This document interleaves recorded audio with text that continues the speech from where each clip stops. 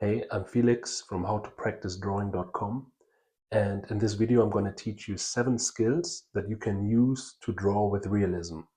So if you are struggling to draw realistically, whether it's portraits or figures, and you have no idea where to start, then this video is for you. So let's get right into it.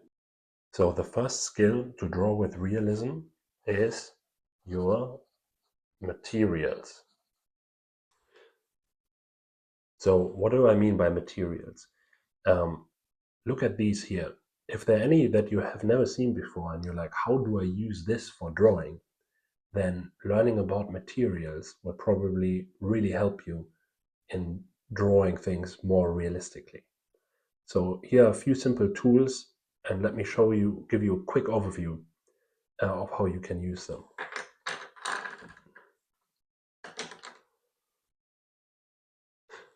First of all, I have a 2B pencil here. As you might know, if you go down the scale to HB, 1H, 2H, 3H, 4H, etc., the pencil gets harder. If you go up the B scale to 2B, 4B, 6B, the pencil gets softer or also darker. I personally really like the 2B pencil for the initial sketching. Why? Because you can draw very lightly, but at the same time, it's very easy to blend the 2B pencil. And like this, with a few layers, you can get a lot of smooth tone and you can draw the lights. Then on the flip side, you also need at least one pencil that's much darker. So this, for example, is a 2B. And as you can see, just with two pencils, one a bit lighter, one a bit darker, you can already get a much bigger contrast, which you need when you draw with realism. And you can obviously also connect the two. Now, obviously you can take this even further and take even more different ranges of pencils. But for now, if you're a beginner, I would just recommend get one 2B pencil, Faber-Castell, get one 10B pencil. The brands sometimes are a little bit different. So you essentially want one that is very light, but still a little bit soft, so you can blend it. And then you want one that's very dark. Also, what I have here is a blending stump, and this is a brush. With both of these tools, I can blend. Blending makes tone smoother, which you want when you draw realistically. The stump is very good at blending very dark areas. It's kind of a harsher tool to move the graphite around. This, the brush, is a little bit more subtle and gives you these smooth, soft tones that you sometimes want. So both tools are super useful if you want to draw with realism, and you should check them out. Next are erasers. So if you just have one eraser or just want to get one more eraser in your arsenal, I would recommend this soft kneaded eraser. Why? Because with this, you can create all kinds of shapes and you can actually draw with it on a tonal area. You can make it super pointy, pick out little details. You can also make it bigger and take out certain sections, make them lighter. So this is a super useful eraser to have when you draw with realism. Next are these precision erasers. Now there are these tiny ones with a tiny tip, or these a bit wider ones. Both can be super useful if you want to, for example, add details or textures into your surfaces, or if you just want to clean up your drawing. Again, super useful. And so as a brief summary, if you're a complete beginner and you're new to drawing, I recommend that you get two pencils, one really dark, one lighter. Get yourself some more precision erasers and a kneaded eraser, and test a blending stump and some brushes for blending.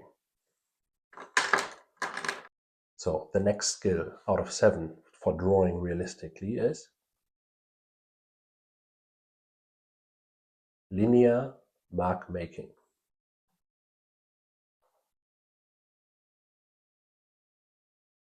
So what is linear mark making? Linear mark making is simply your ability to draw lines. For example, are you able to draw a completely straight line? Are you able to draw that straight line vertically but also horizontal?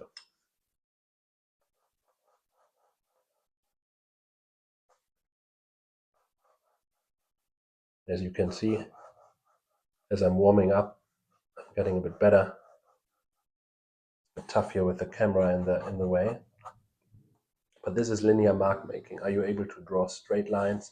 Are you able to draw curved lines? Oh, S lines, curved lines, different curvatures, different directions. This is essentially one mark making skill, and you can practice it by giving yourself little exercises like draw 20 lines that are completely straight a certain size. And you can see, like, just by practicing a little bit, I become more and more precise the more I practice. And you have these 3 lines. You have straight lines, curved lines, and S lines. So the third skill to draw with realism is tonal mark making. So as you might have noticed, there are 2 ways to hold your pencil. One is kind of this typical traditional way, like when you write, which is also a way you can use when you draw lines. But then there's another grip, and they call it the overhand grip, where you basically hold it with your hand over the pencil. And with this grip, what you can do is you can hold the pencil very parallel to the drawing surface instead of, like this, more like this. And then you can see the marks you make become much wider and more tonal. And this is great. Let's say you want to shade an area in an even tone.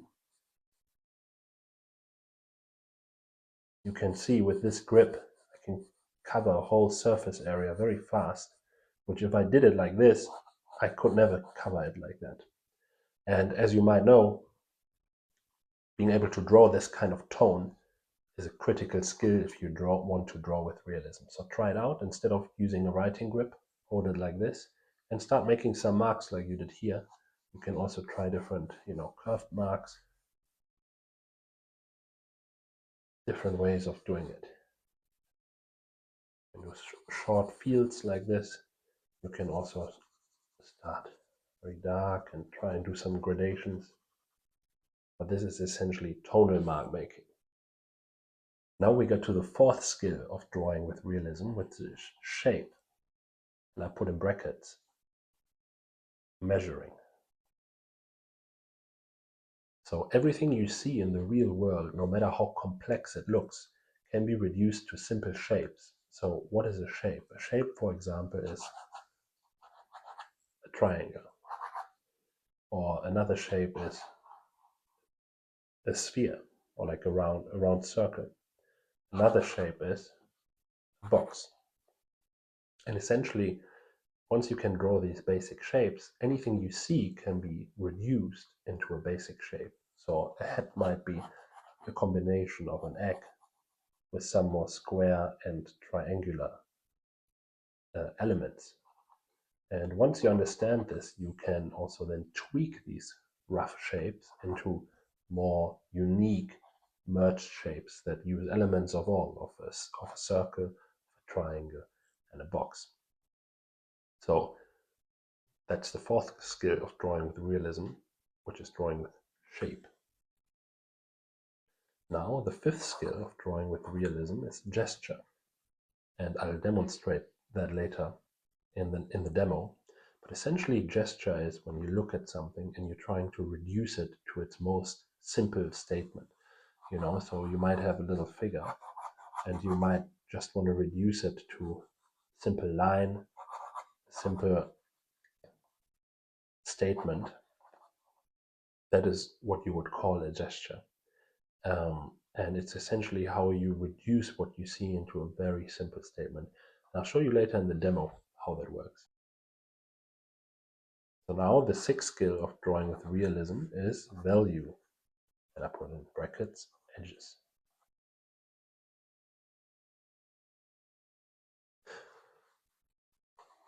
So You have already learned that tonal mark making is important. And why is it important? Because everything in the real world that you see has some parts that are in light and some parts that are in shadow. And to draw this light shadow contrast, you in the end have to learn how to draw with value, right? Value is how you in the end create some kind of light shadow contrast between things. And the better you understand value, the easier it will come for you to draw things that look realistically. Because everything from spheres to portraits to figures, uh, everything has this light shadow dynamic, and drawing with value is critical. Now, another topic related to value is edges, which is how you design these separations between light and dark. Um, and it's a bit more of an advanced skill, but it relates to value. And it's essentially, do you make these things very soft here from light to dark, or do you make them more sharp? Like, let's say here, you make it sharp. And depending on how you design edges, it influences this realism effect. Lastly, the last skill of drawing with realism is form.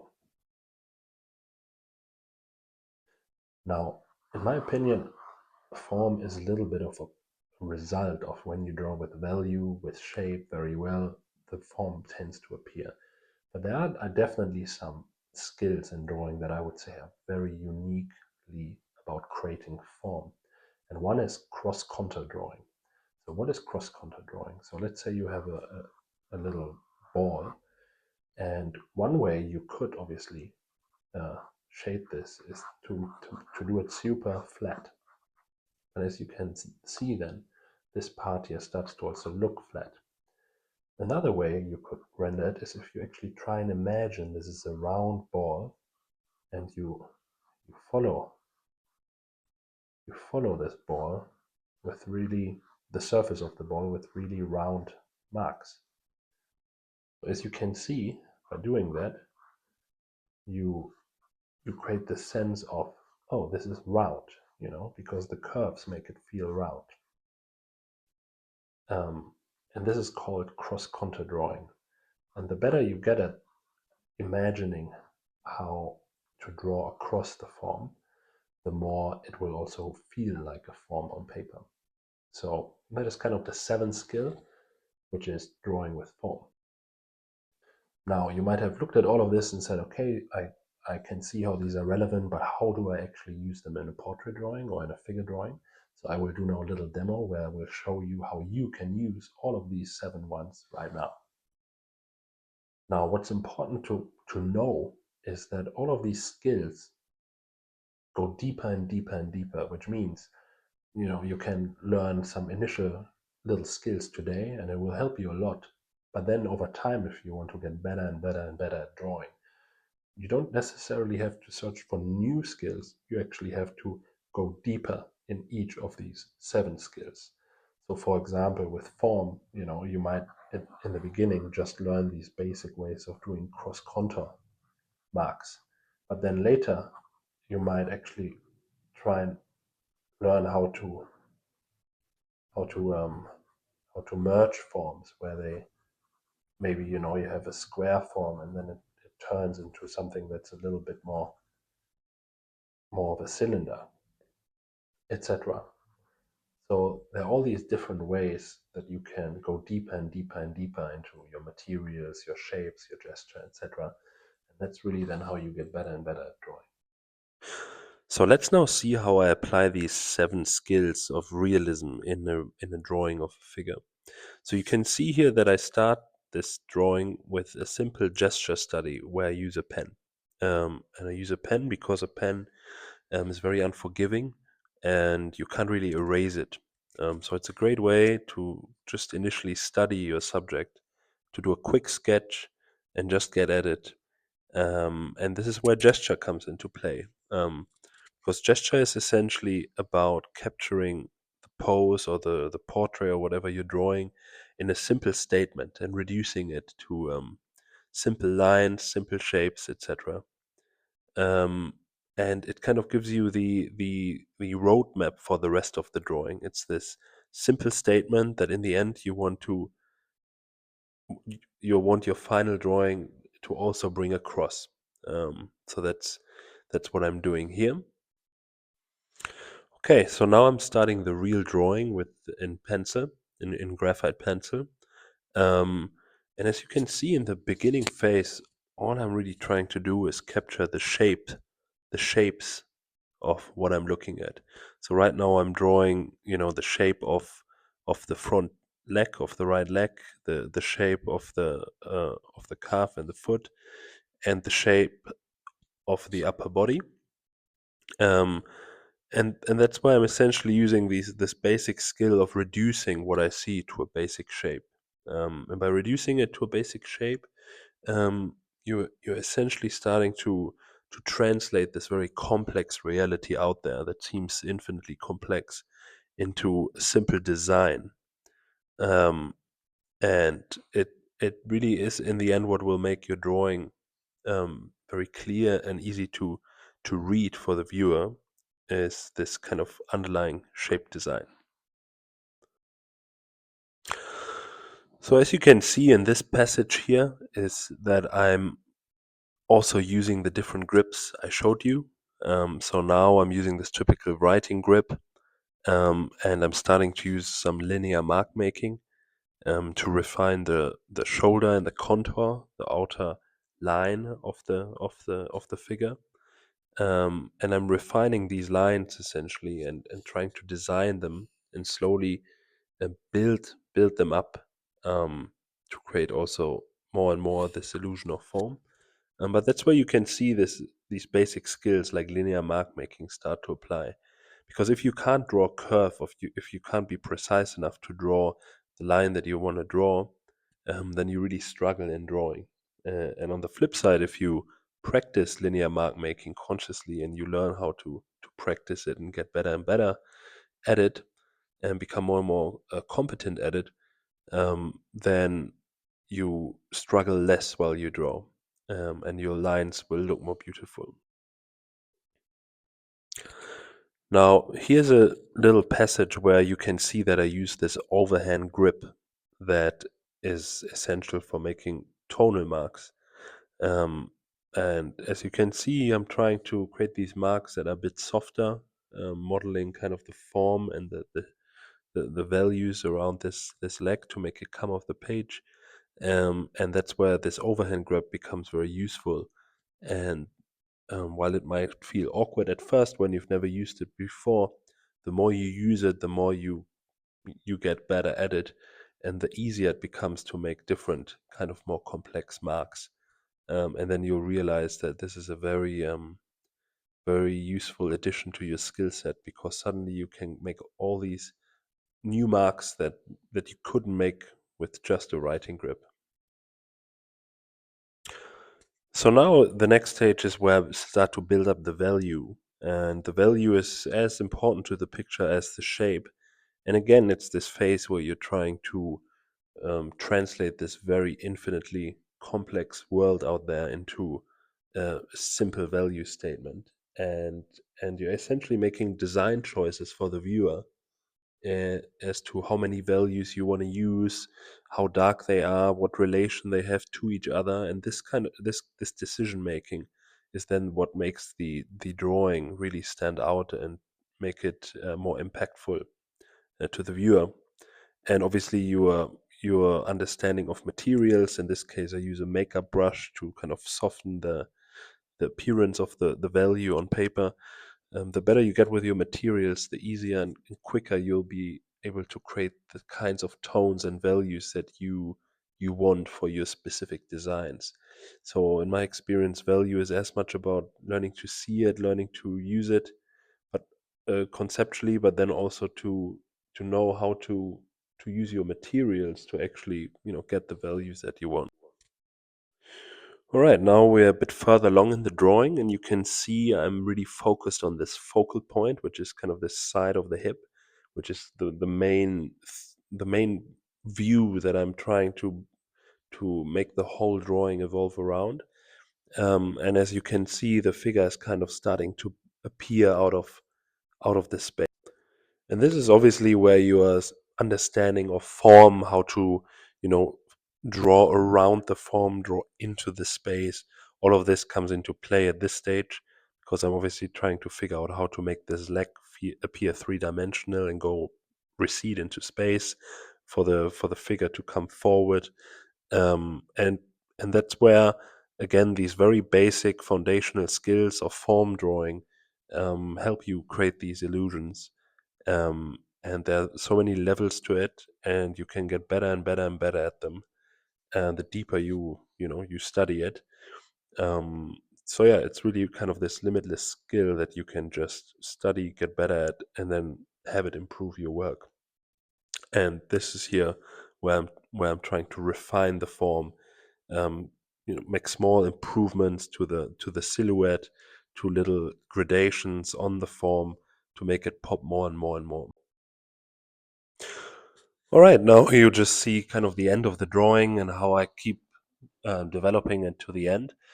And yeah, this was it. If you like this tutorial on how to draw with realism and seeing these 7 skills and how I apply them in a figure drawing helped you, then please check out in the description below a free article of mine. I wrote an in-depth blog article going much deeper into these different skills. That one's free. It's on my blog. Obviously, if you're interested in more structured learning and want to improve at these 7 skills in a very structured way, then definitely check out my course, Foundations of Realism.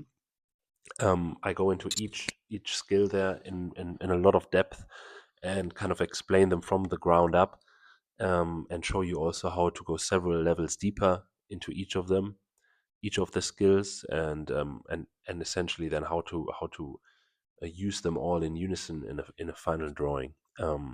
So if you want to learn to draw with realism and you're serious about improving, then definitely check out the course. Otherwise, I'll see you in the next video. Thank you for watching, and yeah, please leave if you have any questions, leave them in the comment section. See you next time.